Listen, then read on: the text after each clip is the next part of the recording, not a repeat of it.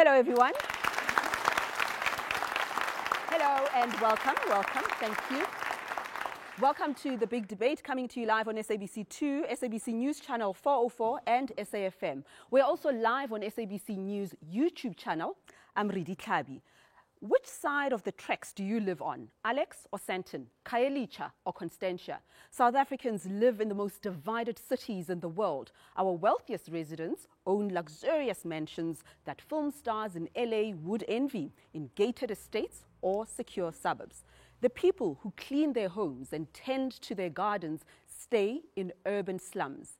This reality was created by apartheid, but 25 years later, it has changed little. When we redevelop our neighborhoods, from Maboneng to Woodstock or Ushaga, we push out the poor. If you try to propose affordable housing in Sandton or Bishop's Court, you'll be hounded out of your local WhatsApp group by angry neighbors. The poor black majority live far from jobs and services. Commuters in Diepsloot don't have Gautrain or Rea Vaya. Do we have a vision for integrated, livable cities? Can we break through the NIMBY chorus of people saying, "Not in my backyard"? To discuss this, I'm joined by Herman Mashaba, DA Mayor of Joburg, Trevor Fowler, former ANC City Manager here in Joburg, Mike Sutcliffe, former ANC City Manager in Durban, Brett Herron, who was in the DA Mayoral Committee in Cape Town with Patricia de Lille as Mayor, now in the Good Party, Mandisa Shandu from Ndifuna Ugwazi in Cape Town, Nomzamo Zondo from the Socio-Economic Rights Institute, and a lawyer who has made her name representing poor and marginalized communities. Now, we also have academics and experts, including Mark Swilling of the Sustainability Institute in Stellenbosch, Neville Cheney from the National Department of Human Settlements, Musa Gwebani of the Social Justice Coalition in Khayelitsha, Sbuzi Kode of Abahlali Basemijondolo in Durban, and activists and residents from Alex, Diepsloot, Woodstock, Joburg CBD, and from communities across the country. Welcome to all of you.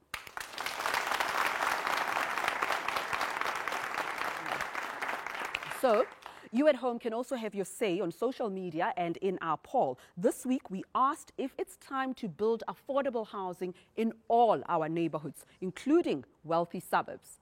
Now, from 6,000 votes, 2/3 of you said yes. The other third said no. Some people responded by saying that low-cost housing nearby will reduce their property prices. So what do you think? Vote now for free. We need to mention, this is important, that we did invite the private sector, large city developers and financiers, including Liberty, FNB, Nedbank, Rand Merchant Holdings, but nobody was available. So, before we start the debate on cities and inequality, take a look at this. This week, Alex Township erupted into flames. Alex has not improved as a township. Alex has been a cash cow for politicians, and it will remain cash cow for politicians as long as the community doesn't stand up and shut it down like it has shut down today. People are still living in dire situation. Alex was built for 70,000. Today, it houses hundreds of thousands. We are just a throw stone away from Sandton.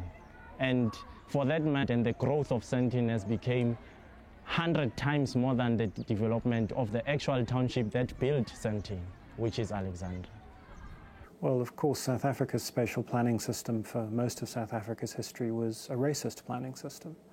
The vast majority of the population were excluded from the vast majority of the land.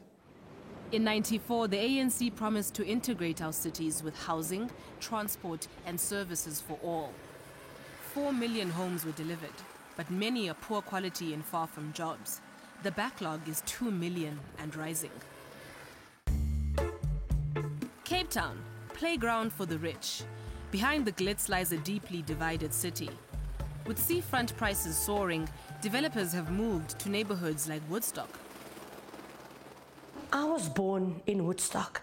I'm 52 years old. I was married here. I had my children here. I have 3 children, 2 grandchildren. I don't want to be anywhere else. Fahmida Ling occupied the former Woodstock Hospital with 50 other families after they were evicted from their homes when rentals hit the roof. Only accommodation that the council had for us was a place called Wolverrivier. And this is a place 30 kilometers out of the inner city. And when we came there, oh my goodness, to our shock, this was like a concentration-like camp. One entry, one exit. The occupation of the hospital was declared illegal by the city of Cape Town. Budget cuts nationally have slowed housing delivery and left private developers in the driving seat in our cities. The problem is that there isn't the political will to either activate the informal settlement upgrading policy or the emergency housing policy. In our divided cities, it seems everyone has their place. The removal of revelers at Clifton Beach by private security in December 2018 touched a nerve. At the center is white people who want to keep and privatize such beauty to be white enclaves where they use force to get us out so that we can be logged in the locations in Khayelitsha, Hanover Park and places like Mfuleni. Poor commuters rely on taxis and buses, while the wealthy enjoy heavily subsidized transport like the Gautrain. Policymakers from all parties say they are doing their best to improve the lives of the urban poor. We have to have a comprehensive approach. We must deal with the issues that have to do with crime and drugs. We must also deal with the economic opportunities, housing issues in these areas, improving infrastructure, the overall look and feel of these townships. Back in Woodstock and Alex, people are not convinced. There's this understanding that poor people cannot live close to the inner city, that poor people should be displaced. What we want is to live as people who are respected, whose rights are respected, who are living in a dignified way. We are 25 years into democracy. People are still homeless. Why are they not utilizing the land that we have instead of selling it off to private developers?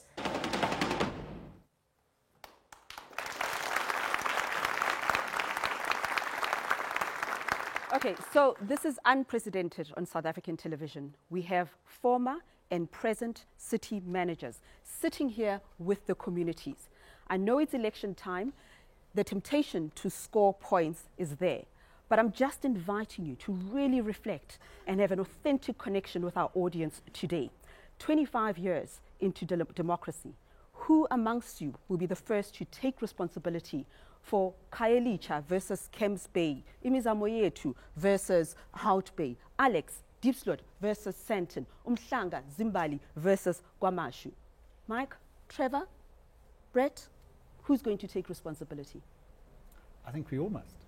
Certainly there's no doubt in my mind that we've got to look quite carefully at what has happened. But I do think a lot has also happened, that at times we look at just those extremes rather than actually looking at what's gone on. We have built many houses because the fact is that under apartheid you had probably 20% of the community benefiting from all the property rates. Today in Johannesburg, for example, and I'd like the mayor to answer that, if you look at the current rates in Johannesburg, ratepayers are paying about 3 billion rand more than the budget wanted. And that shouldn't be, because that's money that should be invested in communities. Secondly, we've got to knit the cities together. And we have got, and in fact it's looked in worldwide terms, an integrated urban development strategy, which looks not just at places like the big cities, but the fact that Bushbuck Ridge, for example, has more people at high densities than Mohali City. So you've got to look at it in the national context. Let's talk about your record in Durban. You were not sympathetic to people like Abahlali Basemijondolo. And not only that, there was a lot of controversy around the profitability of Ushaka Marine. Swanky apartments, but no real development. And then we also know that the Auditor General's report of 2010 and 2011 found a lot of irregularities in the housing contracts, around 400 million rand. We know the Mbisanis are in the news. There's some tax, fraud and corruption and so on. You didn't do so well yourself as city manager. Not true. Every element of fraud there was investigated when I was city manager, and it was concluded. All of that fraud that is reported on was fraud reports that I gave to those investigators. Not one bit of extra thing was done there. Yes, we had engagements with Spusakodi, and I've got a lot of appreciation for them, because ultimately these have to be inclusionary cities. We have a constitution and a set of judgments that have actually made that the case. So certainly, Spoo and I know each other Where's very the well. microphone? The microphone is sitting there. Spoo, are you happy? The city manager says they did their best. Why are you not satisfied? Well, certainly not. Abahlali are still neglected, and moreover, Abahlali are facing a number of evictions which are often at gunpoint. They are unlawful in many ways, but also the cities have actually militarized the anti-land invasion unit. You go to the city of Cape Town, here the red ants, eThekwini the blue ants, the anti-land invasion unit have actually violating the rights of people. The right to the city, the right to housing has been a big issue that has actually meant that the impoverished people can no longer have an opportunity in our cities. It is most unfortunately that 25 years of democracy, abahlali basemkhukhwini around the country are still facing landlessness, homelessness, but again, the political unwillingness to do anything. And on the political unwillingness, I mean, we've got that historic Grootboom case when it comes to housing in 2000, and it actually took into account the constraints that national government or all different layers of governments have. But it also said that the state has a duty to provide housing for the poor. People are pushed into corners where they now have to take land by force. How do you defend your record? Well, certainly, Reddy, the important thing to note is that in the past 25 years, the apartheid spatial pattern hasn't been affected. But in Joburg, what we started was something called corridors of freedom, really to knit the cities together, to ensure that that poor people who live in Soweto, who live far from the city, are able to be a part of the city and change the housing pattern so that people are living in the city. So we've had public hearings in several areas. I remember one in around Perth, where we talked about the corridors of freedom. And some of the residents there said, when people were speaking, that they were, we had a slogan that said, "Live, work, and play in the city."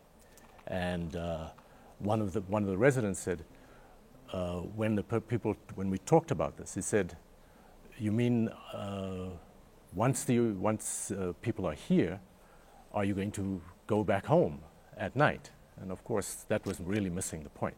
The point was it was an attempt to try to change that. So an attempt. Has it happened, Nomzamo? Are people living closer to where they work? Are we integrated? And so on. Do you buy that? Definitely not, Reddy. I think the first thing that I must say is that instead of government working towards inclusion, with government actively taking land away from poor people and giving it to private developers, giving it to the rich. And you can take Maboneng as an example. You can take the inner city of Joburg as an example. So what you've had in 1950, you had the Group Areas Act, where the Minister of Interior's job was to take valuable land from black people like Sophia Town, give it to white people. 25 years later, 25 years after democracy, we have mayors in the local government taking land, valuable land from poor people in the inner city, giving it to private developers. So it hasn't happened. And in fact, my organization litigates daily against all the municipalities that are represented here in order to ensure that poor people have access to land. And in fact, in Cape Town, we heard that. I know that you are with the Good Party now, but Mayor DeLille was there for 7 years. I mean, I saw a tweet of hers just yesterday lamenting the exclusion of people from Imbizamoyetu and Hannenberg, I think the area was. And I did a double take. I thought, this is barefaced politicking. How do you blame the DA and the ANC? You've just recently left the Democratic Alliance, scoring cheap political points. And I did think, what is the former mayor doing? Smoking her socks on the streets of Twitter? You know, I mean, already what we're hearing here is talk about plans and strategies that are in place or being talked about. But I agree with the insert that we saw in those people from Woodstock, that actually nothing has happened in 25 years. Absolutely nothing. And it is a failure of political courage and political leadership. And we demonstrated, I think I demonstrated in the first few months of being responsible for housing, by identifying 11 sites in the inner city, city-owned land, public land we should talk about, not city-owned land, but public land. But the city sells it to developers. That Sea Point area that was very controversial. We identified the land, and in local government you only have the power that your caucus gives you.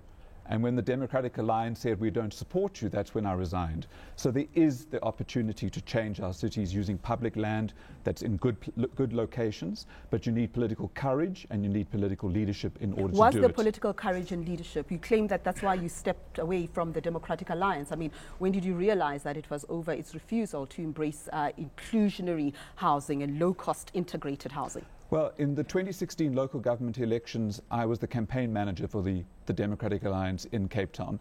And I went around for 7 months. It was a long election campaign with a manifesto that said we will integrate communities. Why did it not happen? How did they stop you? And when I started to do it, I was stopped. By whom? By the DA caucus in Cape Town. They voted against using a site in Salt River for a mixed-use affordable housing development. We issued a call for proposals for 5 sites out of those 11. They've not moved a single bit. We've had 15 proposals lying in that city government since February last year. They would have opened sites in the inner city and in Woodstock and Salt River. Because I agree with what Fahmida said in that interview. Does the mayor take any responsibility for any of that, the former mayor? Let me finish this part, that there is a tendency for the old parties, DA and ANC parties, to sell off good land as a trading commodity, and public land belongs to the public. DA mayor in Johannesburg, is that what you're doing? You're privileging developers at the expense of poor people, selling off buildings and property to developers because they have the money, pushing out the poor once again. When I took over this administration. Let him answer. Let him answer. When I took over this administration on the 1st of December during my 100 days in office, I declared that we're going to take over the city of Johannesburg to develop affordable accommodation for our people, student accommodation, and SME developments. I said the days of the Rosebanks and Sentence of this world to be the primary focus of my government, that is not going to happen. We're going to take back this city from this criminal elements, because I could not understand why we allowed this city to be taken over by criminal elements. But at the end of the day, some senior politicians were beneficiaries to that. And you remember, became already very unpopular. Today, I'm happy, glad that City Council of Johannesburg approved my inner city rejuvenation. We're taking back these properties, offering them to the private sector, because as a city, we don't have the money. But on condition, demonstrate to us how much money you're going to invest. Demonstrate to us your BE credentials. Demonstrate to us what type of rentals you're going to charge. And we give you a long list. The proposals are there. We've got 154 buildings in the inner city. Us as a city of Johannesburg, end of February, we've passed an inclusionary housing. But the problem with the inclusionary housing policy is that you stipulated that 30% of all new developments must go to low-cost housing in residential areas where there are 20-plus units. But then the final look of it is that you've capitulated to the same developers, because you're saying that the city is going to control the size, determine the size of these properties, but not the rental. You're leaving it up to the market. That's not how it originally looked.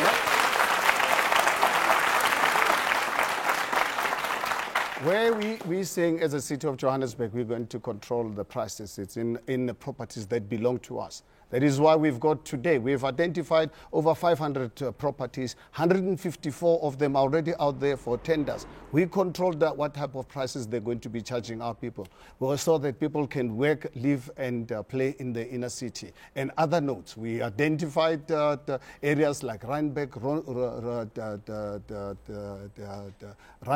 Rodiport, and other areas along Louis-Botha, where we've got our own properties. We are saying to the private sector, we're not selling you this land, this Are they committing on paper to developing low-cost housing? Well, there's no way that you're going to really get the support of our administration. Absolutely. So we're the only municipalities, as a new administration, just under 2 years, we've managed to really take back the city of Johannesburg from the criminal elements, and we are going to succeed.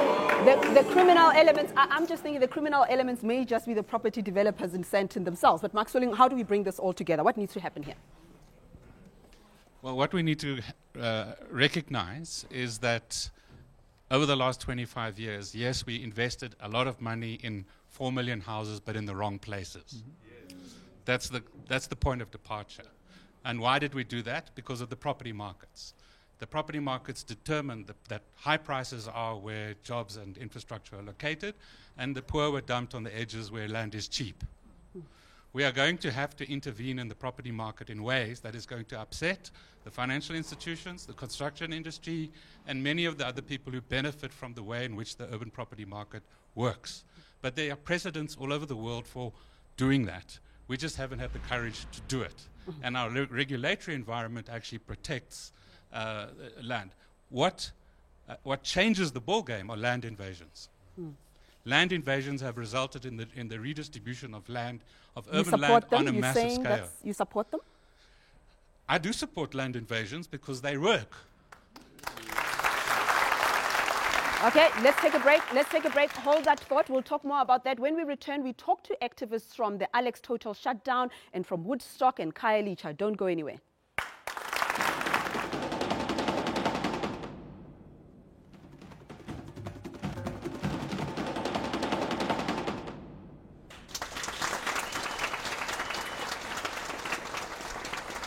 The big debate on cities coming to you on SABC2 and SABC News Channel 404. This week, residents of Alex organized a total shutdown over poor housing and services and corruption in the allocation of homes. They stopped traffic on the N3 highway. Now, the local ANC branch came out in support of the Alex protest.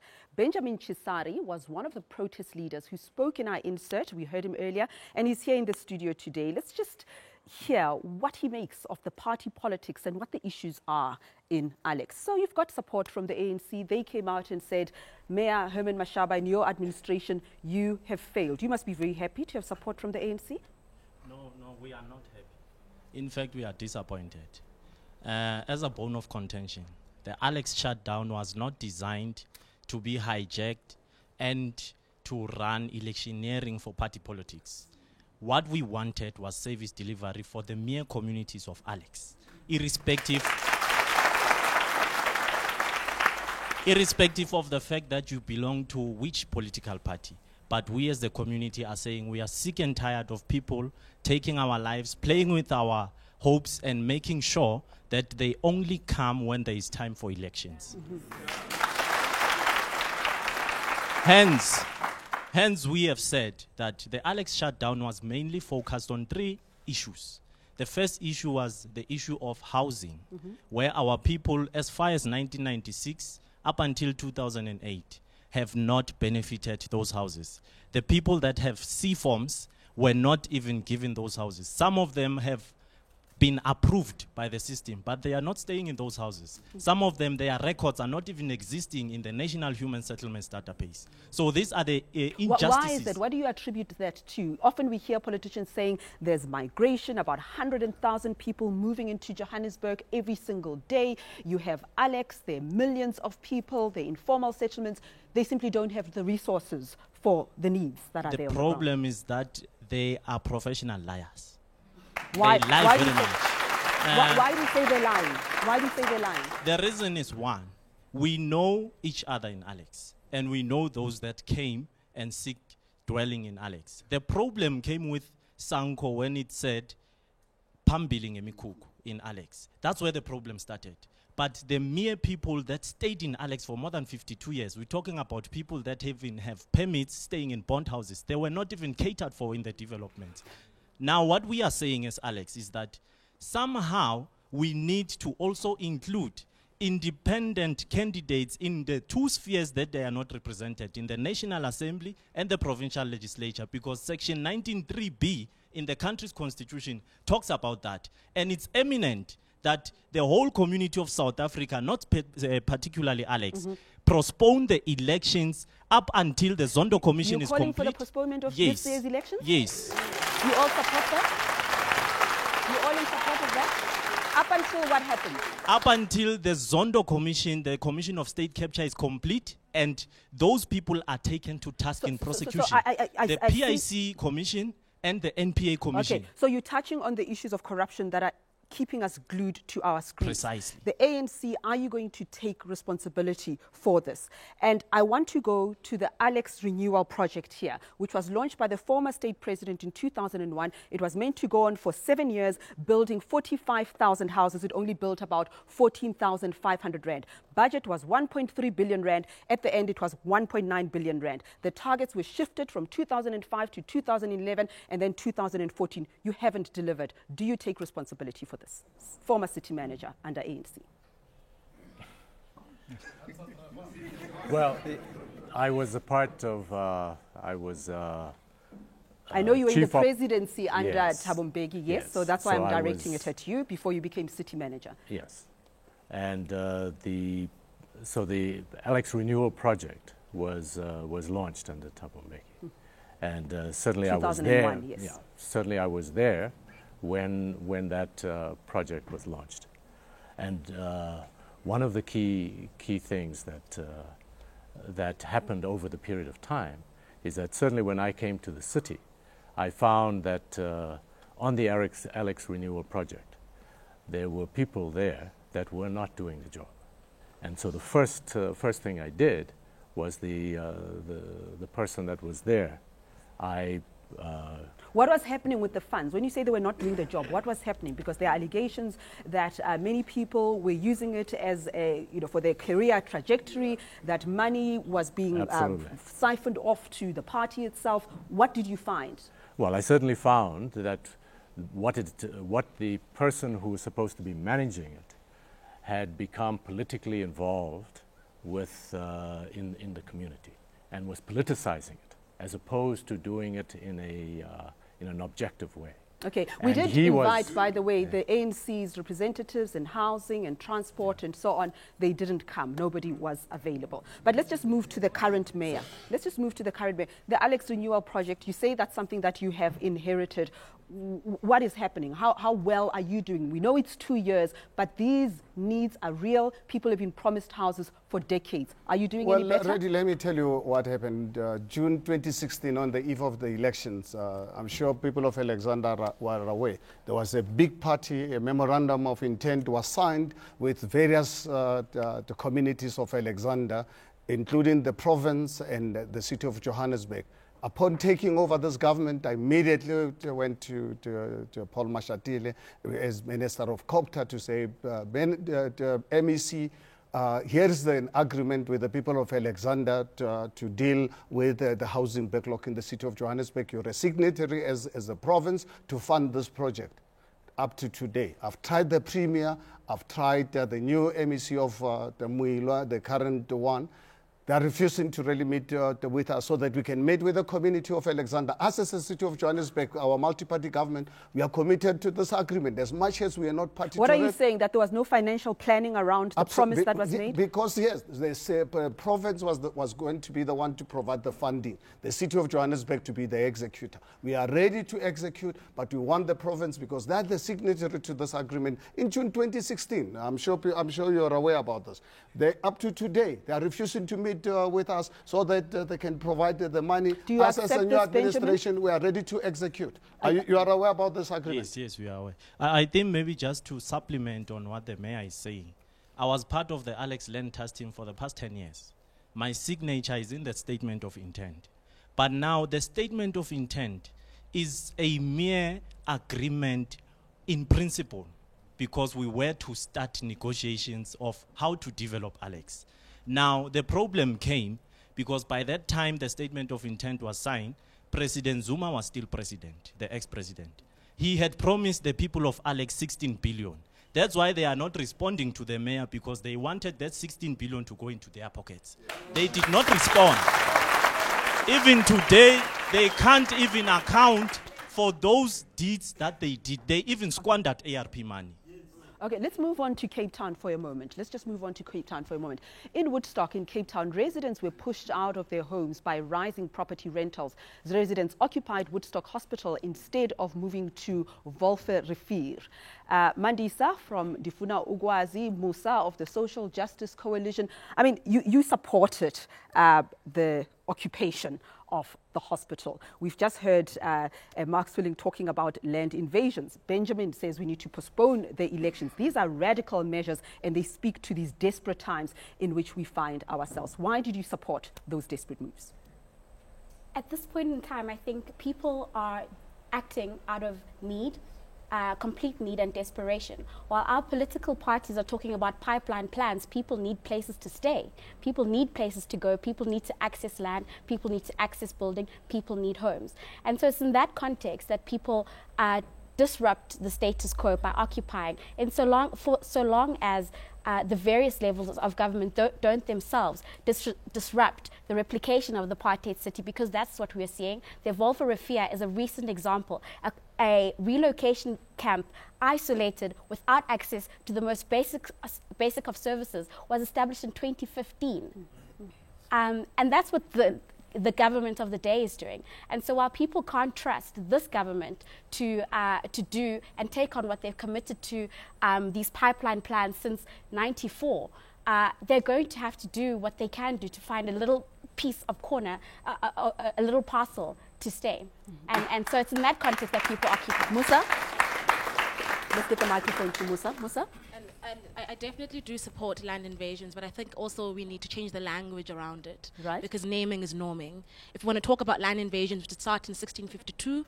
We should talk about the Land Invasion Act of 1913. And we cannot criminalize that activity by naming it as something that's inappropriate and that is criminal in itself. And we're beginning to see a criminalization of informality without the context that South Africa actually exists around 3 nodes of economic development.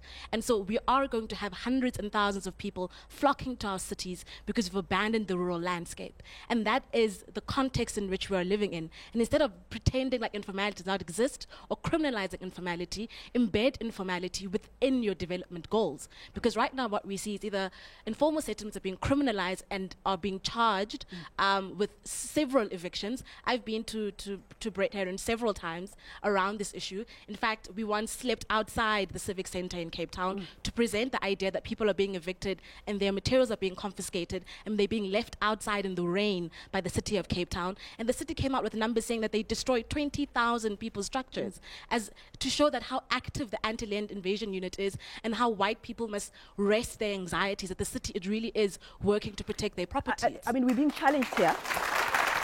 Mike Sutton, we're being challenged. I'm surprised that you are clapping. We're being challenged here not to criminalize those who take land because they are homeless, right? Calling it land invasion, we're criminalizing it. We heard from Abahlali Basemijondolo that their efforts were also criminalized. So it's time to take over the land? No, I don't think that their efforts were criminalized. And I think that Spoo and I had a fairly good relationship for that 10 years. It was often conflictual. At times he went to court. But it certainly was. He was in court one day. Well, he wasn't in court. His colleagues were. While he was sitting and talking to us. That sounds like a very nice relationship, taking each other to court. No, hold on. While they were taking us to court as a city, he was sitting in our offices around a negotiation there. Now, the point is that we've got to negotiate the settlement because we can't act as if there's one size fits all for all of this. There are communities who, tragically under apartheid, were forced to live in certain parts of the country. Do those communities have a right to take the land now? They have a right to make sure that they get potential land that they could in fact settle on. But they get evicted all the time and city managers are there. You know yes, that there it's are. happening. Partly because you take Gauteng as the example here. 52% of the households in Gauteng are 1 or 2 people. And what that represents to us is that they're coming from another home somewhere else. And the difficulty is you've got to manage that because our big problem that we have at the moment, water is one, sanitation is the other. And the difficulty is all of our existing bulks, as we would call them in those planning terms. So you can't just say, well, bulks are nothing. They're very important because in the end, we want decent sanitation for people. Alex and Santon, the little I know about it, because we're doing some work looking at national level at some 30-odd thousand projects occurring. And yes, there's some corruption, but there's a huge amount that is happening at the moment. But if you look at Alex and Santon, ideally what we want to do, and we should be doing, is to say let's recast our cities and recast the bulk services that you need. You need bulk sanitation, bulk water, bulk electricity is a bit But easier why to are we deal saying with. this after And 25 those years? are Because you see, happening. that's where the frustration is, respectfully. I mean, we sometimes carry on as though we are the only country that is facing these problems that we're facing. There is an absence of political will. I've got a couple of examples in my head. You have Brazil, you have Toronto. They've done inclusionary housing. When it comes to rent control, you've got Seattle, you've got San Francisco, Berlin, and then even the United States has the Community Investment Act, which says that if the private sector comes in, they've got to give something back. Why are we talking about this as though we have never heard about it? Let me use 3 or 4 examples in eThekwini. Firstly, we took all of the land that was under apartheid. Indian communities, white communities, black communities were separated by land. All of that land has now been developed for inclusionary housing. Secondly, we said that where people were existing in informal settlements, and there are probably 500 informal settlements in that city, they are allowed to remain there. Yes, there are cases where people are now rebuilding housing simply because they want to be closer to work. So those things are happening. You can't say it's not. Happening? Well, I mean, in eThekwini, for instance, the government of the day has made it clear that while it is still in power, none of abahlali basemjondolo will ever benefit from this government. So they have evicted many families, and in all these evictions, none of them have been carried out with a court order. All these evictions have been unlawful and of course violent. I mean, we've lost lives within abahlali communities due to the city's action. Of lately, the city has gone on to spend almost 28 million rand to buy Caspers. These are military vehicles that it indicates that the city has no will or intention to engage meaningfully with the community. Instead, they want to buy Caspers, which are military vehicles, to make sure that the poor people have no place in our cities. And it speaks to what you were talking about earlier. I mean, Mark Swilling, let's talk about this. You wrote the ANC's urban development program. I think that was about 30 years ago, 25 years ago. You were part of the making of the policy. Why are we here now?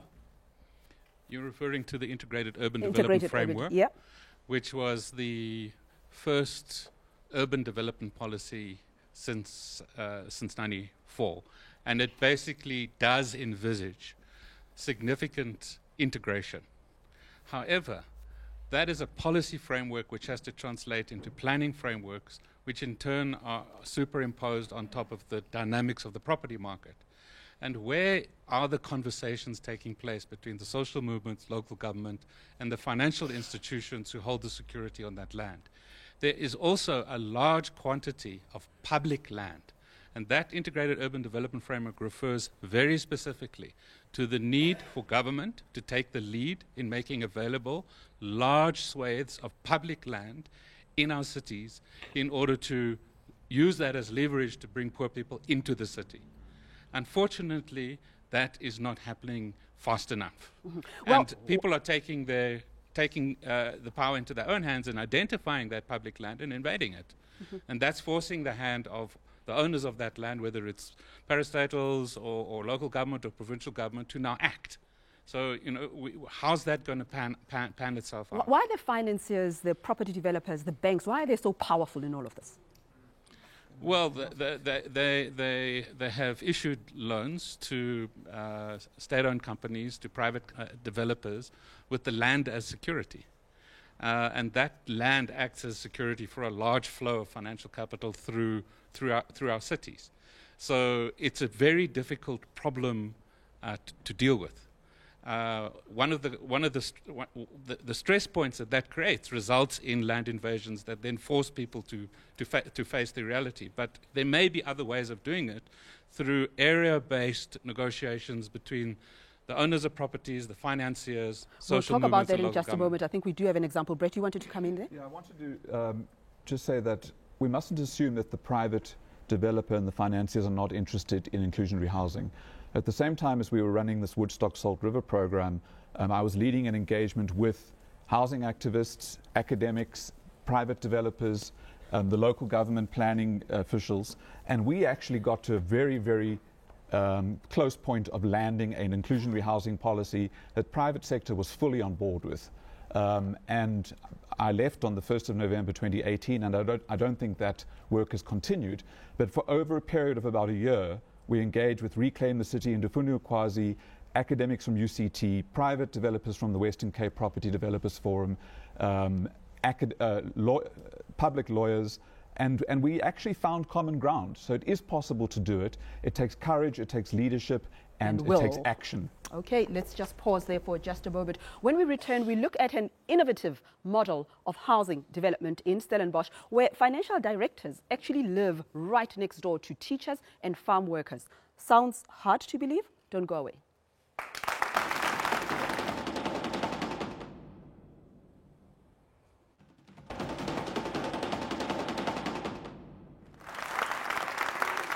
Welcome back. Welcome back. You're watching the big debate on cities, race and inequality. We've got residents from different parts of South Africa. They've got something to say to our panelists today.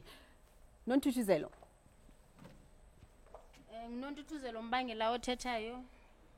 Put the microphone in front of your mouth. Yeah. Mnontutuzelo mbangela othethayo osuka apha kwi-Inner City Federation ohlala apha edolophini embindini wedolophu. Mna okwam enducelayo ngoba bingumbuzo eqaleni kodwa ngoseyisicelo. Nakophi na urhulumente ozawuphatha. Sicela iRDP apha edolophini. RDP houses, a simple request. RDP houses here in town. And Mam Nontutuzelo, I don't know if you saw President Cyril Ramaphosa was in Diepsloot and he was boasting about the 3.6 million RDP houses that have been built, but the target was much higher than that. He made all sorts of promises and he's been traversing the length and breadth of Johannesburg. RDP houses in the city. Absolutely, ma'am, I support you 200%. When I took over this administration, the first meeting which I had with the Premier, I said, the Premier, we're sitting with derelict, abandoned buildings in the city of Johannesburg. Please, this money grants that you are giving us to build houses 60, 80 kilometers away from this inner city. Please allow us as a city. We've got buildings that are owned by the city. Please allow us to build our people to live and work in the inner city. Unfortunately, I even tried the Minister of Housing. Unfortunately, there's no interest. They are saying I must build people houses 280 kilometers away from the city. And unfortunately, something that we as a new multi-party government, we don't accept. We agree our people need to be built houses in the inner city and the other National places. Department of Human Settlements Housing. I mean, 2.3 million rand, 3.3 million houses backlog, I believe, about 170, growing by 178,000 a year. And we also know in the budget of 2018, the budget was cut by 10 billion. It doesn't look as if the promises that were made will be fulfilled. Really, I think what we must do is not deal with the issue of funding, but I think it's important to note, in relation to housing and human settlements, we, for example, give cities, the 8 largest cities, we give them annually 10 billion rand to be able to utilize for land, provision of services, particularly aimed at informal settlement households.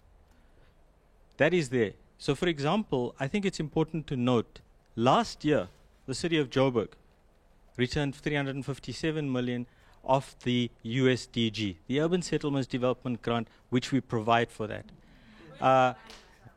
The other issue is that it's, well, I don't want to make it a city of Joburg specific. So national is blaming cities and cities are blaming national. I'll come back to that. The issue is that we have, and I think the policies are clear, the frameworks are clear. I think what Mark's indicated is where this all comes apart is the planning, and that planning is particularly vested within a provincial and a municipal sphere. We'll pick up on that in just a moment. We have to take a commercial break. We'll be back in just a moment.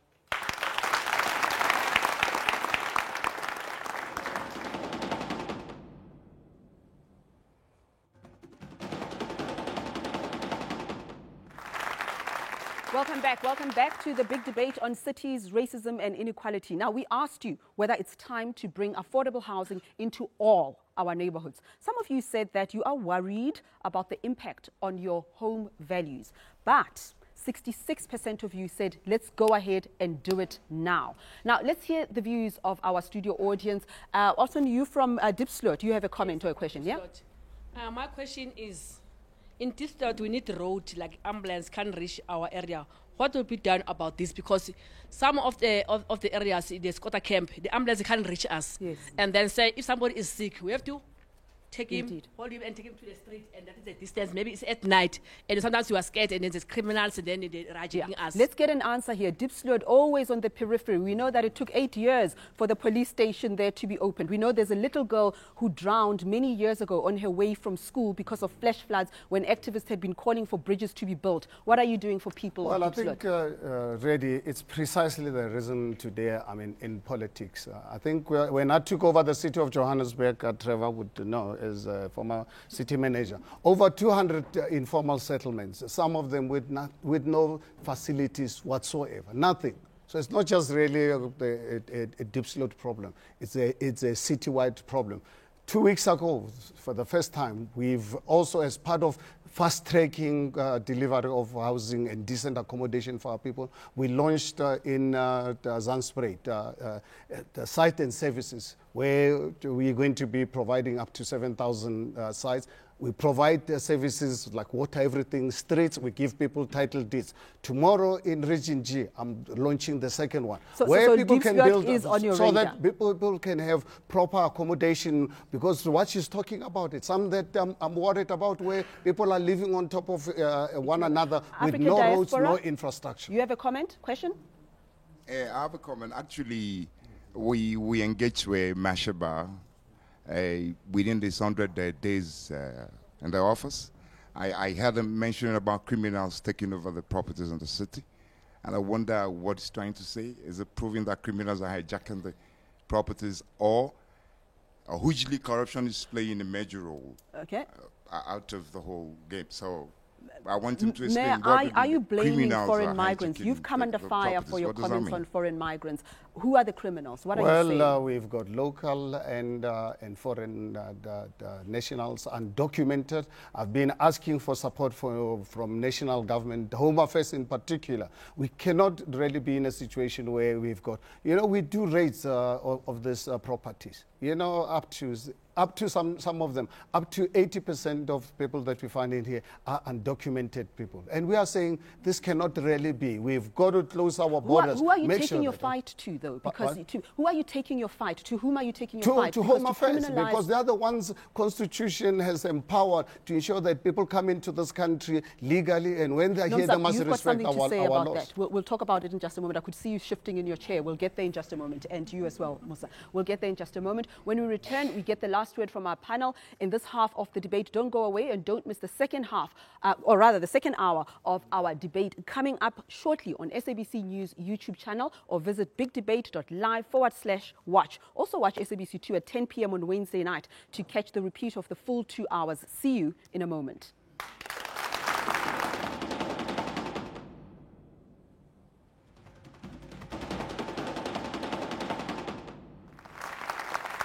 Hello again from the Big Debate live in Johannesburg. We're talking about cities. We have an unprecedented gathering tonight of former city managers and present mayors. Let's see what they've learned in this half of our debate. We'll continue, of course, just to get the impressions, to get more answers to the questions that have been asked. But a big issue here is the inner city and criminalizing people who've come to South Africa who are desperate. We are signatories to all sorts of international conventions about treating people who are coming here for better opportunities. What do you make of what is happening? The mayor says 80% of people that they find in the inner city buildings are undocumented. First of all, that's not true. But second of all, their action has been unlawful. We've challenged it in court. They haven't opposed that action because they know that they have no right to come into people's homes at 2 a.m. in the morning, have infants standing on the street in the coldest day in winter, in the winter of Joburg. That's unlawful. But Mr. Mashaba, you must understand, in this country, the Constitution is supreme. And our Constitution demands that you treat every person with respect, including every single resident of the inner city, regardless of whether they are documented. But I think you can't simply assume, if you look at me, if I'm documented or not, which is simply your assumption. You simply assume that 80% of the inner city residents are undocumented. In a reality where, I'd like to just call some names in this room. Ingelosi House, they are waiting for you to house them. 100% of them are South Africans, you haven't housed them. Kiribili, they are 90% South Africans, you haven't housed them. You are again asking for another postponement to push another court order. Mr. Mashaba, this is unacceptable.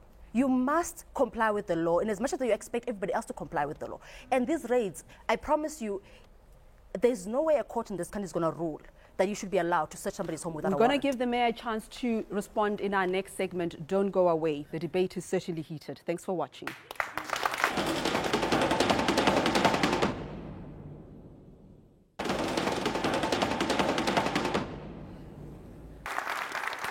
Okay, so the mayor's claim that 80% of people that they find in the inner city are undocumented has just been disputed and challenged. Mayor, how do you respond to this? Well, I Are think there violations of human rights, of African migrants? What are we doing? You know, fortunate enough, I think the constitution of this country is here to defend, including our own people. I'd really like to see to my dear sister lawyer to actually have the same passion for our own people who are suffering today, live under conditions that are a shame. So for her to really come out with us, so she must show the same vigor to really fight for our own people. But that whole binary between South African suffering versus a Zimbabwean suffering, what we're talking about here are human lives. Absolutely. And we are using bureaucracy, officialdom, paperwork to keep people impoverished. And what concerns me is that there seems to be an aversion to African migrants rather than others who are of a different hue, who are living in our cities. That's not right. Really, far from the truth. If you look at people coming from all over the world, to be from Pakistan, from everywhere else, I think this whole thing of actually taking that undocumented and illegal foreigners, Africans, actually it's an insult to the African people. We've got the foreign nationals. You can go into any township, you can enter any community, people from India, people from everywhere else. So I think undocumented and foreign nationals who are illegally here, it's not only Africans. And I think people who are actually benefiting out of this criminality that will defend this. I think the problem here, I don't know how you see it, the problem here is the lack of services, the lack of delivery. And it feels to me, being a South African, that we've gone out of our way to find some scapegoats. We've gone out of our way to use certain people and situation as a subterfuge for our own failures. And I think we really have to stop entertaining Herman Mashaba's xenophobia and how he diverts. Well, we're challenging it. And how he diverts every single conversation back to foreign national criminality, where he's actually failed, where foreign national presence didn't even exist. Like Unomzamo gave him a good example of a place where only just South Africans live. And this our people and their people, and this binary and creating and sowing division in this country that actually puts people's lives at risk. What do you say from African Cities Network? What do you say? How do you read the situation? So really, I'm hoping that we can take a step back, and the view of our organization as a research organization is to say that these issues are systemic. Mm-hmm. They're not about individuals. They're not about single institutions. Because if you look at the history of South Africa, not a single city or a single province in this country has been able to drive the transformation that is enshrined in our constitution and in all of our policy documents. So we've been forcing ourselves to ask the question, what is really at play here? What is at play? I think one of the things that we're missing in this conversation, it's not everything, but it's certainly one of the things, is the financial legislation that underpins the way that decisions are being made in government is not being scrutinized, and all we're doing is having an infighting where we're pushing people into corners. But the real thing at play here, and what our research is uncovering, is that in fact, as cities face greater financial pressures, and we all know what's happening in the electricity and water space, so which were previously cities' cash cows, their increasing revenue stream is from property rates. And property rates is based on value. It's a percentage of the value that you get allocated as a city. The incentive then is never to accommodate poor people who aren't able to pay rates in the most valuable properties in the city. So there's a systemic power that's pushing cities to act in a different way. So as a former city manager, is that why there's a focus on your Zimbali, your Shaka, Point, and so on? That's where the money's going to come from? No, I mean, you've got to combine a variety of things. We had a 10-year financial model that we developed in the city that looks at economic issues, those are that, social issues, that's around housing, environmental issues. And you've got to get the right mix of that. Now, at times you push too far in the social direction and you'll end up exactly with that kind of problem there. So the first thing is that the major cities in South Africa, and I think we must understand they do measure themselves against other international cities too. And I think they're doing a really good job there. We've got a long way to go. There's no doubt in our minds. But they are doing a lot to try and get that balance between economic, social, and environmental issues right. The environmental is hugely important for us. And that's why I used the example earlier on of a Gautrain.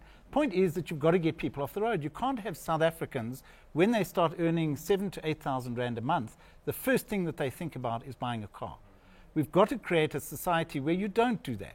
You don't do that in other areas. And so we're saying let's move in that direction. But even the Gautrain is a bit problematic for me. Let's look at the subsidies on public transport. Yeah. For every Gautrain passenger, the subsidy for that passenger is about 60 rand. But if you are traveling on municipal buses, it's between 16 rand and 25 rand per passenger. PADCO and BRT between 11 rand and 16 rand, I think. And then for PADCO passenger, just over 3 rand. And for the taxi industry, nothing. So we've built houses, or not built houses. We've got informal settlements out in the periphery where people are 40 kilometers away from work. They spend 40 to 50% of their budget on transport. But the transport mode that they use, that carries 67% of the workforce, is not subsidized. That doesn't look right. That's not right. And I do think that that is a matter that's being addressed quite well. I sent 30 of our biggest warlords, if I could call it that, in the taxi industry off to Colombia to go and begin to understand how they could move beyond as a taxi industry. And they were, in the sense that it took us 18 months to put the guns down outside the negotiations in order that we can make sure that we're beginning to build. We then made sure that they took over the inner city bus service, which is what they're running now, to move beyond being a taxi industry. But I completely agree that we've got to begin to make sure that we're subsidizing fairly and properly. But the point is that ultimately you've got to have a range of those services. You've got to stop particularly middle-class vehicles off the road. We've got too much of that occurring, right through to making sure that we've got to get our cities knitted correctly.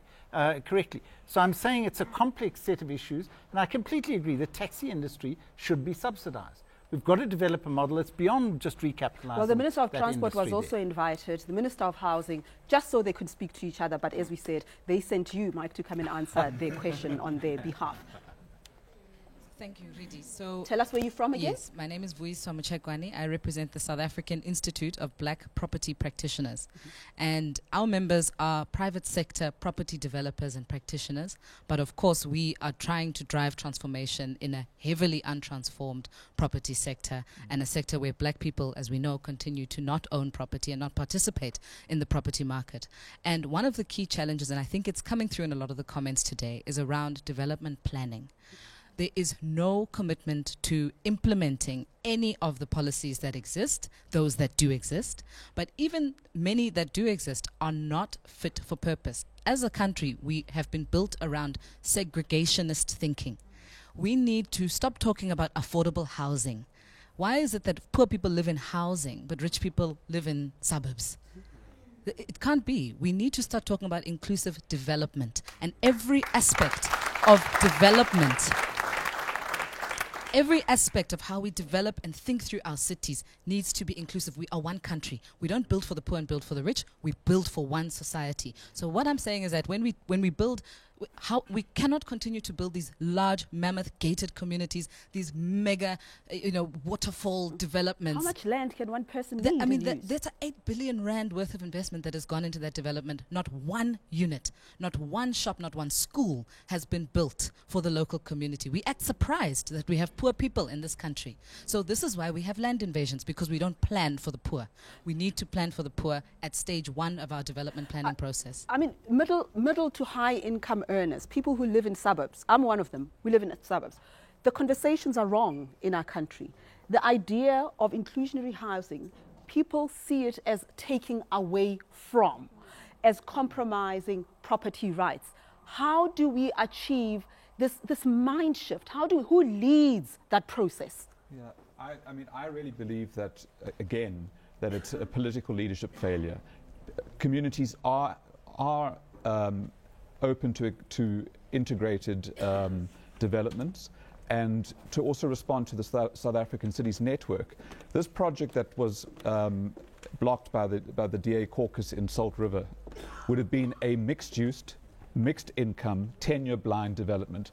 So it would have generated rates for the city, it would have accommodated social housing, it would have accommodated student housing, and it would have accommodated commercial uses. So you would have had a integrated development, exactly as the lady was just saying, on one site, close to the city, on public-owned land. And unless we change our attitude to public land and regard it as a public good that is there to serve the public, and one of our greatest needs is the housing deficit, and so we have to regard public land as something that can assist us to address the housing deficit and the integration. But Brett, you know, my heart breaks. I'm standing here thinking, are we then all activists here? It's kind of sad for me when people who are running the city, and you were with Mayor Patricia Abdullah, can't even get their own ideas through, can't inspire their colleagues to do the right thing, because now we're speaking with you being on the other side. What are the obstacles? You know, I think we have to start looking at, and we have elections coming up, and then I'm going to go a little bit into electioneering. We have to stop looking at, as South Africans, at blindly just, I always vote this and I always vote that. You have to really look for leadership that is willing to stand up and do something. And I'm telling you that there are good leaders in South Africa who will take action and will make the change. And you just need to vote for them. Are you inspired? You know, to be honest, I'm not. And I say this as somebody who does trust Brett Heron's willingness to achieve these kinds of projects that he's articulated. However, if you have been in government for as long as you and Patricia Abdullah have been, how will we be swayed that this will now happen now that you're outside of the party, the ruling party in Cape Town? And I think it's a failure of, in the way that the system works, that if somebody is willing to use its land, the city's land, to transform the city, that instead of pushing and really trying to transform the system, they step out. I think that's a problem. I think it's a problem that we're sitting here with national and city government in conversation and deflecting, because that means to me that you've not come together around solutions and urgently prioritizing them. Something that's creative, something that's going to really change the way that our apartheid spatial city actually looks like. And for me, what it means is a need to prioritize the redistribution of state land now. Your comment? Okay, thank you very much. My name is Temba Mafuya. I'm representing Transformer SA. Can you stand up, please, so we can see you? Okay. Yes, you are from Alex, yeah? We are from Alex. You were singing on the big debate the last time. You were singing Tumani, Tumani. So are you too mad? What's been happening since we last spoke? Nothing has been happening. We saw the Alexander shutdown has been emerged there, and then the mayor didn't want to come and say he blames the ANC. But over and above that, we see that our government doesn't have the master plan. Because if the government have the master plan, we didn't have the problem that we're having in Alexander, because now Alexander doesn't have space. What we must do in Alexander, we must do their high-right public housing that is belong to the government.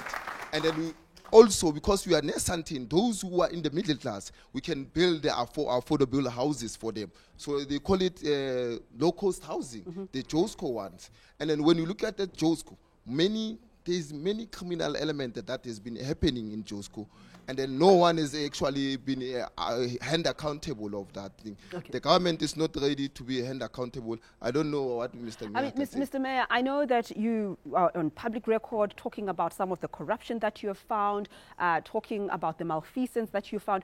We're not seeing any serious and high-profile prosecutions. So it's kind of hard to have sympathy for you when you say that there are certain obstacles in your way and you can't provide these things because of the people that are still in the department. What's your excuse, apart from having been there just 2 years? We know that, but what's your excuse? Well, it's unfortunate the radius you are aware, I run a municipality with certain constitutional competencies.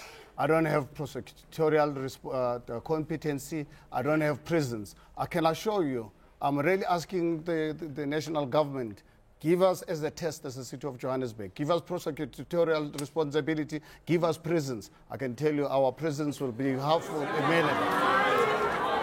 The city wants to run prisons. The city wants to run prisons. Okay, where's the microphone? Yeah. Where's the microphone? Who's got the microphone? Sir, you speak in the meantime. Speak. Well, my name is Sufri Kletus. I'm a foreigner. I'm studying with the University of Johannesburg, Masters, and we become scapegoats. As a member of the African Diaspora Forum too, we want to distance ourselves from any foreigner who is involved in criminal activity. And we are challenging the DA and, of course, the South African government to bring them to book. Because as a student who is paying a lot to study here, we love this country. But I am a victim in the buses, in the roads. I can be killed at any time. But I am paying taxes, and I'm coming from far. And we want to build. So we are calling on the South African government to invite us into their building, because we can identify, if they have the list, those foreigners who are taking the country back. But we shouldn't become scapegoats, because Africa was there for South Africa during the back days. But, you know, I really do appreciate what you're saying, but it pains me that you feel you have to take responsibility for every African migrant or national who's here in South Africa. I think that I'd be ashamed to live in a country where we're pointing at African nationals and saying, you take responsibility for what your people are doing. These binaries of you people and our people, I just think that it's going to take our country backward, and I'd like to live in a more welcoming and just society than that.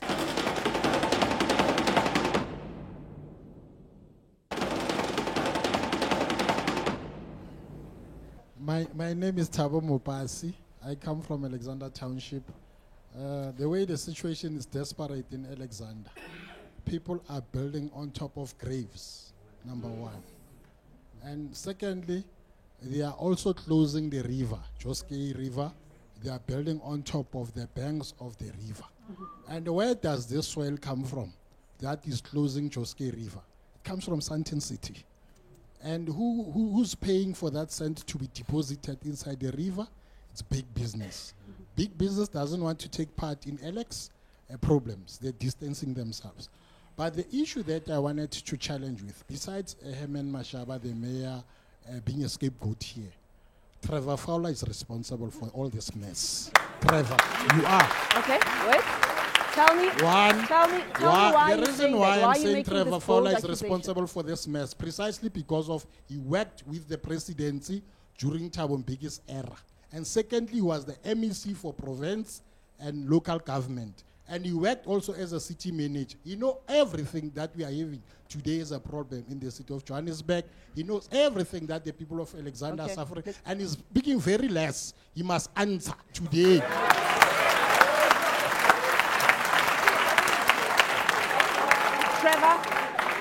Trevor, that's fair, right? Hold on, let's give him a chance to speak. That's fair, right? You were in the presidency, you were in the province, you were in the city. And let me pick on you once more. You were also with Murray and Roberts. That's a private sector. I know they are busy with infrastructure, engineering. They built that bridge that collapsed on Grayston Drive and killed 2 people, right? I know you didn't do that, but the point of the matter is that you've kind of been present in all these spheres that are responsible for the desperation that we're seeing today. How do you plead? Oh, absolutely. So one of the first things let me Let him talk answer. about. Around, first of all, around in Alex, we, when I was there, negotiated with the Alex Alpoa, the Alex land property owners, who had an interdict to develop Alex, which they had there for some time. So we negotiated with them to lift that interdict so that we can, in fact, invest in multi-story buildings. Now that happened close to the end of my term, and we didn't. It wasn't implemented because I wasn't there.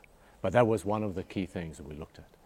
The point that's being made about being in the presidency, being MEC for local government. Of course, I'm aware of the problems in Alex, and one of the key areas is that what we've had to address is this question of how do you ensure that the people of Alex are served in a way that addresses the challenges. So you failed. No, let me finish. Let me finish. One of the key things is that when I was there, we looked at the number of people who go from Alex to Sandton. It's about 10,000 people a day, and many of them walk. And we put in a new pedestrian bridge to enable that, but also... Okay, wait. Let him finish Right. quickly, Trevor, before we go to... Also, there was a new bridge for buses to go over that was built. Those were two things that were done. The other was really to try to negotiate to ensure that we are able to build these high rises. Can we integrate cities with a couple of bridges? No, I'm not. I think that's an unfair question. But the people responded to Yeah. you asking... No, we were talking about... saying that you've built the bridges, right? Yes, but I was saying it's for a particular purpose. The main way to address this is really to ensure that we have high-rise development in Alex, to enable people the density that is there. So I guess the question was more of why didn't it happen? Hold on. Why didn't it happen? Because we have the plan, we have the policy. Why didn't that happen? You're saying it's because you left before it could take off. Yes. That's the answer. He left office before that time. Quickly. I think... You want the microphone? Mr. Fowler must be fair to himself and say to the people of South Africa, I have failed and I am sorry. Because the statement that he just posed now to say he negotiated, no, he tried to negotiate and he was not successful. Hence, we even see the interdict still standing even today. But now the bone of contention is here. Will you accept, though, that it's not just about Trevor, it's about the ANC, it's about the system, Precisely. It's about who was running the city We're at going that time? there. The bone of contention here is there to say we as South Africans needs now to stop behaving as subjects of the country. We need to act as citizens of the country. Because one thing, in conclusion, what we need to do is there to say we have put faith in those that took over after apartheid, but they have slowly moved. Now let's remove them and put people that are going to work for us. Thank you very much. Carry on, sir. Thank you very much. It's very sad to see... Speak up, please. It's very sad to see 25 years after democracy, even our mothers begging for RDPs. I think our people deserve spacious houses with nice gardens and even nice things such as swimming pools. Now, to get to the point of Mr. Mashaba spoke about how they sell these properties to private companies and then make sure that they monitor the rates, and then these companies are BEE inclusive and so forth. But the question is, why sell it like that in the first place? I mean, why can't you say, okay, we'll give you this land, but then you make sure that you split the profits, which can then be channeled into improving the lives of our people. So it is said that these political parties are funded by these private companies, so maybe that's why we're seeing the problems that we are seeing. I mean, there has been... Yes, there has been proposed ideas such as the land value capture or the land value tax. So why aren't we hearing more about that? Okay, I want the mayor to respond to that in just a moment, but I do want to go to a Cape Town example. If I remember correctly, the Foreshore Freeway project, some of the protest was around land that was sold to Growth Point at, if I remember correctly, 82 million rand, when it was worth far more than that. And what he's saying is not so far-fetched. If we were to open up the books of the political parties, the law has just been signed. Maybe we'll find out that a lot of these financiers and property developers are funding these political parties. Cape Town, tell us about that. Well, I mean, I agree that we need to open political parties funding, and I do suspect that a lot of the pressure that I got personally was around party political funding, because land is very valuable in the city centre of Cape Town, and for it to be used for a public purpose removes the opportunity to sell it. There was a piece of land that was sold right in the city centre, where the development rights, the reason why it was sold under value was because the development rights were advertised as being less than what they really were. So it was advertised as having 19,000 square meters of developable rights, when in fact it had 46,000 square meters of developable rights. So the property developer who purchased it got a massive discount. Let's be clear with what you're saying now. Are you saying that it is very possible that some of those people who got discount, some of those people who were sold the land, may be financing the Democratic Alliance, maybe donating to the Democratic Alliance in Cape Town? What I'm saying is that I'm convinced that there are property developers who are financing the Democratic Alliance, and that is why I got pushback on the properties that I had identified for public housing. I'm not saying that growth point in particular, but it is a problem when a piece of land, let me put it this way, that piece of land in the city centre was undervalued by about 60%. When I wanted to take the Salt River Market project to council for approval to be disposed of, and when they blocked it, the property management department inflated the value from 2014 to 2018 by 600%, from 14 million to 118 million rand. As soon as it became a property that we would use for a public good, its value went from 14 million to 118 million rand, and I think it was to undermine the viability of the scheme.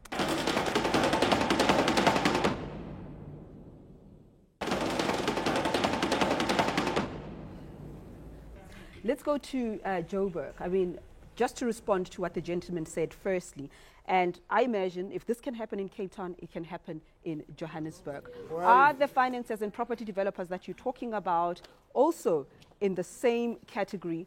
And you, as the mayor, what is your vision? Land for commercial rather than the social good? Fortunate enough for us as the city of Johannesburg, our inner city rejuvenation plan is very clear about this, that we're not selling any land to anyone. So any developer, because as a city, we've got a housing backlog of over 300,000, and we don't have the money. So what we are saying is we are leasing this land will always belong to the city. Nomzamo, what is It's been leased for 50 years, right? 50 years. It's as good as a sale. In fact, before 1990, for black Africans, you could only own for 100 years. So half that time, Mr. Mashaba is giving out to private developers. The problem is that if ever we're going to address the backlog, if we're going to address housing for people in the inner city, you can't give it to private developers. It has to be public land that is publicly owned and publicly run. Yes. And if you can't get that right, we are here to, and I'm sure Mark is available as well, to say, how do we make sure that we're actually able to manage that land as the city, as the state, to make sure that we can actually address the issue? I think, with due respect, I think as a legal person, you need to start getting some issues around financing. The city of Johannesburg's balance sheet, you know it. You know the balance sheet of this country. We're sitting with a massive housing backlog. The government of this country does not have the money. That is why we're leveraging on this land to make sure that we can build housing. You've got sympathies for that? You've got sympathies? The government doesn't. People don't believe the government doesn't have money. I mean, those of you, money is there, it's not going where it's supposed to go. What do you say, Mike? Colleagues, no. I think that we've got to be realistic. I think that it's not an either-or equation. Let me use an example. There are 18 dams that we're presently looking at in very rural parts of our country. They've been built by national government because that's their responsibility. Places like Tambo, Alfred Nzo, Ugu district. Now, in each of those, our estimate for 5 of the dams is something like 10 billion rand needed just for the reticulation to take that water from the dam through to those communities. Not even looking at whether they can afford to pay for water, just the idea of taking it there. So it's not an issue that you can put up your hand and say there's plenty of money in the bank. The reality at the moment is that at the moment of the 1.5 trillion rand that is the national fiscus, municipalities get about 134 billion rand. Now, if you look at that, that's coming from national government. They obviously also get property rates, comes into that equation. Now, if you're saying for 5 communities, you're going to need 9 billion rand just to provide reticulation, that's often a lot cheaper than the kind of bulks that I was talking about. So we have to understand that it's not an issue. I'm sure that we'll hear in the housing case, when I was building what ended up being 150,000 houses in eThekwini, and not me personally, I had great teams doing it, over a 10-year period, 15,000 odd a year, it was cheaper to build those houses then than it is today. So the result was with the same amount of money, you get less housing. And I think we've got to factor in that these are not things that there's an instantaneous solution that suddenly everything will happen in one go there. The banks are an issue. I've worked a bit with the city manager in Tshwane recently, and the difficulty there is that post-apartheid, you really had white banks prepared only to fund institutions. You spoke about the Shaka Marine World. We wanted to bring the private sector into that, but because it was in the inner city, they said no South African bank was prepared to give us about 10 million rand is all we wanted from them, a pittance. We had to get Citibank from New York to come and fund that. Now, that problem, if you look at the eastern side of Tshwane, you have massively wealthy properties going to the right. We need to shift that and make sure that the development is towards Attridgeville and then up towards Babelege in areas like that. But the property That's developers, what we have the to financiers, the property developers, they're busy in townships as well, building shopping malls, right? Yes. The shopping malls are coming up at a furious And pace, that's the but not a problem. roof over people's heads. Exactly. Thank you, Reddy Shabi. First of all, I just want to say that it is very dangerous to have leaders such as Herman Mashaba speaking the way he's speaking in the instances of when it comes to foreigners, because it sparks xenophobic attacks that we're currently facing. Number two, Mr. Brett speaks on the issue of housing and how we can move into the urban areas. So my question to him is, number one, how do we ensure, like for instance, when it comes to, they call it the Absa village, where people are being moved and vacated from their houses by the red ants. Number one, how do we ensure, if we're going to look at urban housing, how do we ensure that these people that are still in informal settlement, that they have title deeds? They have title deeds and they continue to stay there while we are still ensuring that, what is the process, basically? I think Herman Mashaba must respond to what you said to him, and then Pret, you'll respond. Yeah? Give us the microphone. Well, it's actually very unfortunate for Carry on, anyone to really stop us as South Africans to talk about this issue of undocumented people. This debate is not going to go away for as long as we tackle it. Home Affairs has got a constitutional responsibility to make sure that people come into this country legally. So no one is going. No one is going to stop us, or me in particular, for addressing it within the constitutional framework. We are going to debate this matter. We're going to hold the national government accountable, because we cannot live in a country where people just come in and out without knowing who they are, and we say xenophobic. But do we see... it's not negotiable, this matter. But we see in the United States, as soon as the President Trump says something acerbic against the other, people act on that. And you're not alone in this commentary around African migrants and nationals. Please, let's forget about... Let's not okay, really... you said foreign. Foreign. Okay, even that word foreign is a bit problematic for me, but that's a philosophical debate for another day. Even the President made some commentary around that. The fact of the matter is that you do seem to have something in common with the ANC when it comes to nationals from outside. And it is... No, ANC, when I raised this issue on the 1st of December 2016, they called me xenophobic, they call all sorts of names. But I can tell you, the more they try and insult me, the more I get determined to resolve this matter. The more xenophobic you become. The more xenophobic... Who's got the microphone? Carry on, please. Okay, he had it first. Please carry on, sir. Brett, you wanted to say something? We are on first name basis here. Brett, I'm coming to you in just a moment. Trevor, I'm coming to you. Nomzamo, Mike, coming to you. This is Mzwandile Mkhwani from Freedom Park. I'd like to second his statement, Saga Mama, when he's saying we should build RDPs in town. But we need hygienically RDPs. You don't need toilets next to the kitchen. That's not hygienical. And I want to ask this question especially to Herman Mashaba. What are you doing about Southern Farm? There's a project that's called Southern Farm. 27 billion has been issued from the province to the city to build Southern Farm. But Herman is delaying it because of his things. ANC is going to campaign with it. Please, what are you doing about Southern Farm? Okay. Carry on. Reddy, I think this matter is not a philosophical matter. So if you're talking about 27 billion rands made available to the city of Johannesburg, please show me where is the money. Where is it? Do you have the money flow of South Hills? I've left 27 billion rands. You don't have such a figure? You don't have such money from national? People mustn't come out with philosophical... Are you saying that's not factual? The housing subsidy for the city of Johannesburg, the books are there, 245 million rands for the entire city. 245 million. But the gentleman raised something else that's important around, we can build low-cost housing, but we've got to affirm people's dignity. We know that we've got some RDP houses that fell apart. In Durban, we had those as well. And I mention again the Mpisanis. I'm not picking on them, but it is factual matters. They got contracts that are questionable, and you were accused of awarding housing contracts, and the houses were built, and some of them were not of good quality. It's not true in their case, and I'll explain it very simply. That particular housing scheme, which was in an area which you don't get in Gauteng, on land as you enter Umlazi, which was terrible. It was firstly given to LTE. They, in fact, couldn't develop that land. After spending 70 million rand, they gave it over. Secondly, to another contractor who then tried it for another 8 months. Eventually, Mpasani took that on and built something like 4,000 to 5,000 units. None of those units. The only ones, there have been so many investigations by the DA and others into those, none of those was poorly constructed. The problem with that first housing scheme was that, and it doesn't happen today, when I got there we changed policy, was that what happened was that when houses were provided by provincial housing, they were provided without any bulks being in place.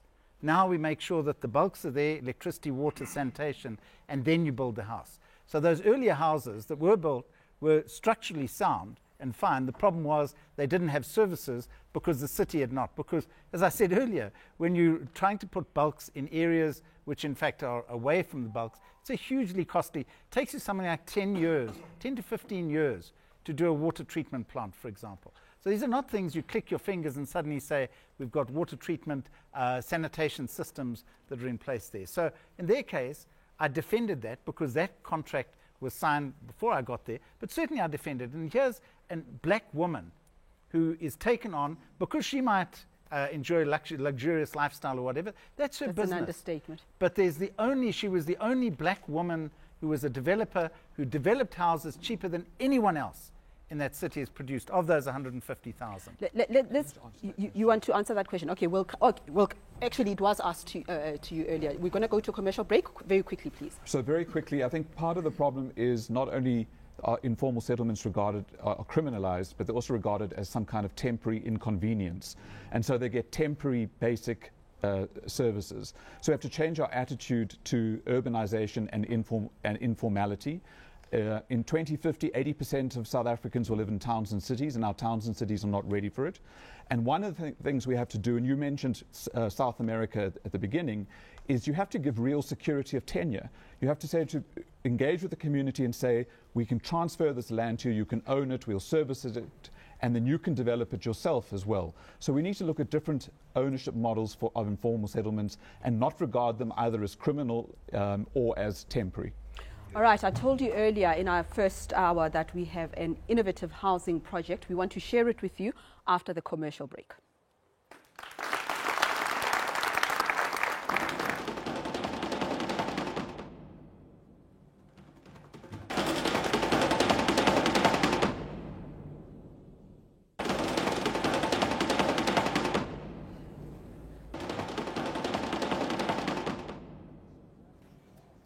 Welcome back to the big debate on cities, race and inequality. Before we carry on, I've got something to do. I beg your pardon, Mike.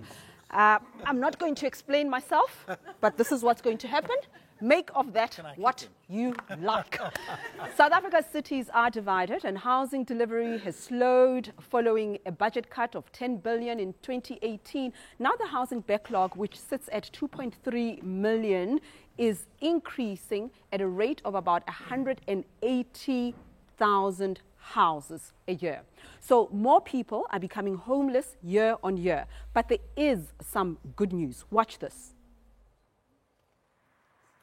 So despite housing budget cuts, one community in Lenadorp-Stellenbosch managed to build quality housing. They grow their own food, they generate their own electricity, but most importantly, they made a third of the units available to buy at 20,000 rand each for people like farm workers, teachers and others.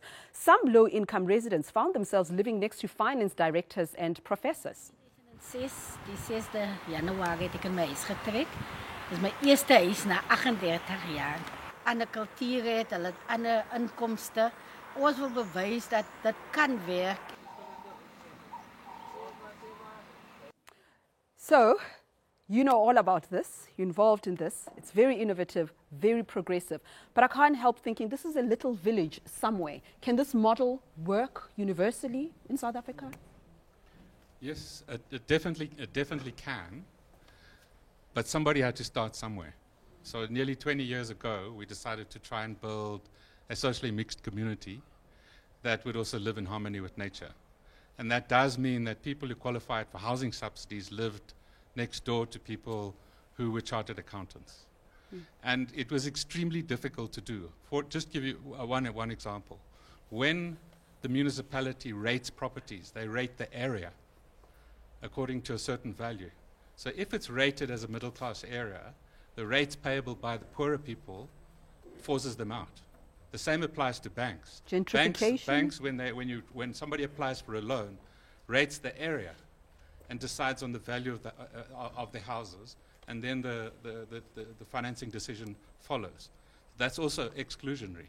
So it was extremely important to have a laboratory where you could figure out how to change the system in a way that allowed for inclusion.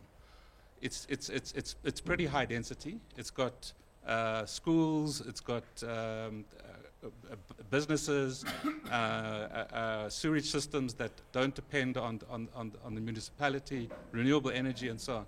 That basic urban development model is replicable in other areas, and there are examples of that are starting to happen. We are going to, especially in the context of our energy crisis, we are going to be forced to generate more and more of our energy from our rooftops. That means changing the way in which the grids work. It's going to change the way in which we use sewage, how we process it, and how we process waste. And when you start creating a purpose for living together, not just for the sake of living together, you create a vision and you create a motivation and what people really crave in South Africa, which is a sense of community. When you have a sense of community, you have a multiplicity of eyes in the space. And when you have a multiplicity of eyes, you have a secure space. When you have a secure space, children can play in the public spaces. Right. When children can play, you know that community has got a future. Absolutely. I mean, Herman, you're smiling here. Are you excited? I saw you smiling and nodding. Are you excited? I don't see much of this where I live. Yeah, well, what's exciting? Reddy, I'm sure you're aware. Hold on, Oh, no, you're aware we're only 2.5 years in Yeah, government, you like that, and we've all, but it's a fact. I think I like facts. I don't really like to deal with theory. We're 2.5 years into government, but our achievement in terms of affordable accommodation for our people, it's one of my government's priority. Okay.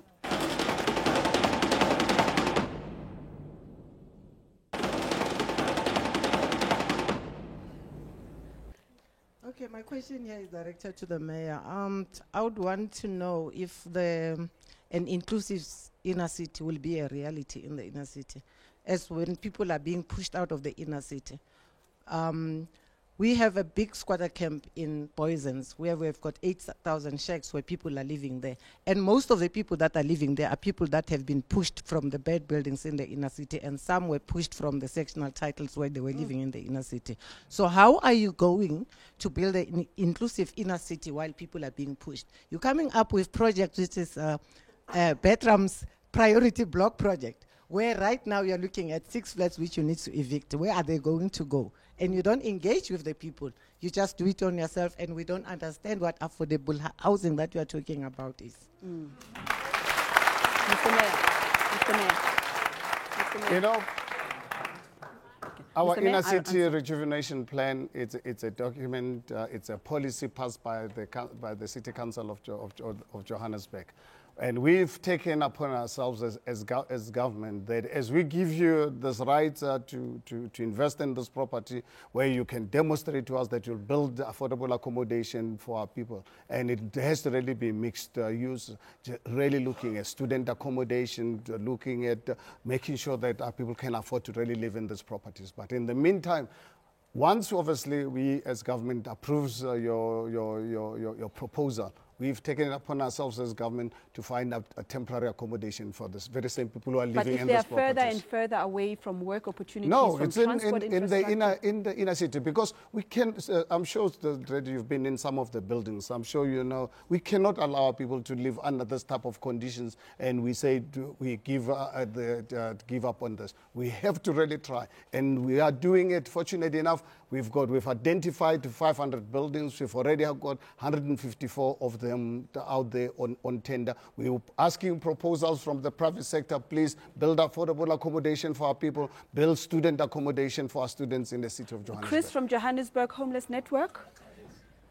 Hi, thanks, Reedy. I think there is a solution. I've been looking at homelessness over the last couple of years and came to the conclusion that the best way to help homeless people is what we call inclusionary neighborhoods, creating inclusionary neighborhoods.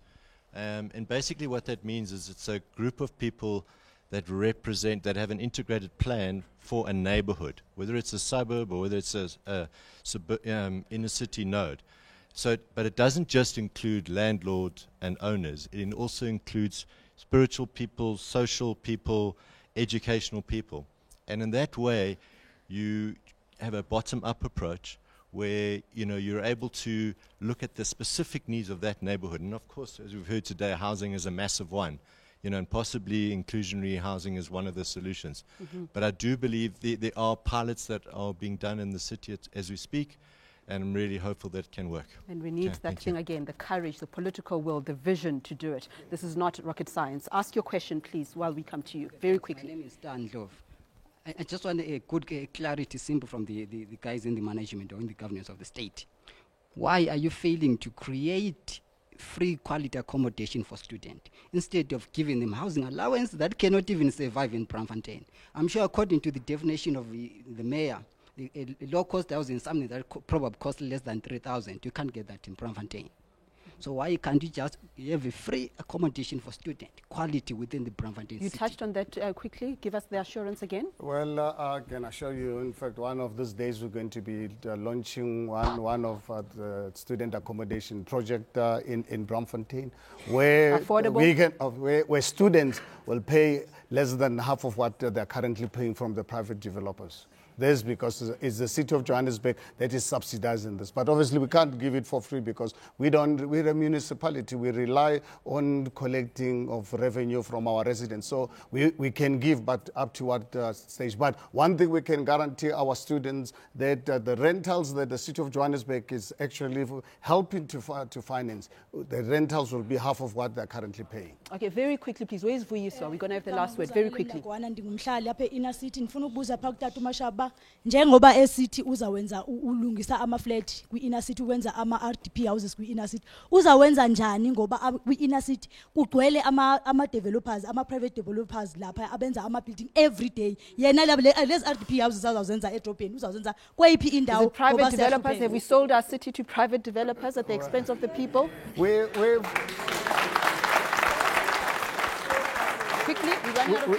have 154 properties that we've already taken over. We've identified the over 500. We're going to take back the city from the criminal elements. So it's not going to be an easy decision. But it's less about the criminals, but the presence of private money, private property developers who are not taking into account the socio-economic reality. Absolutely. We're doing it You're obsessed with the criminals. She didn't ask about that. No. I'm saying is these properties are hijacked by criminal syndicates. Okay. The last word, how do we bring this together? Okay, so private developers are not the enemy. It is the city's job to grant development rights, to determine who develops what, where, and for who and how. And the city needs to use its power of granting development rights to compel private developers to do the right thing and to build these inclusionary developments. We cannot just be seeing malls coming up. Those malls are approved by the city. These big gated communities are approved by the city. The city needs to put its thinking cap on and exercise its ability to grant development rights and compel private developers to reinvest in the communities. You touched on the Community Reinvestment Act. We can bring those types of policies into effect. The city has that type of power at its disposal, and they should use their development rights to reinvest into communities and to build affordable, inclusive developments. We're going to leave it there. South Africa, we know, and it's been confirmed, has some of the most unequal cities in the world. We are used to a sharp divide between Sandton and Alex, Constantia and Khayelitsha, KwaMashu and Umhlanga. We struggle to imagine cities in which we all live side by side without high walls and private security separating suburbs from the slums. And yet, more equal cities have been built in Europe and Asia and Latin America, as we've just heard as well. Will we ever get there? You decide. Don't forget to vote in the elections on the 8th of May. Watch the second hour of this debate online now or on SABC on Wednesday at 10 p.m. From me, Redi Kabi, goodbye.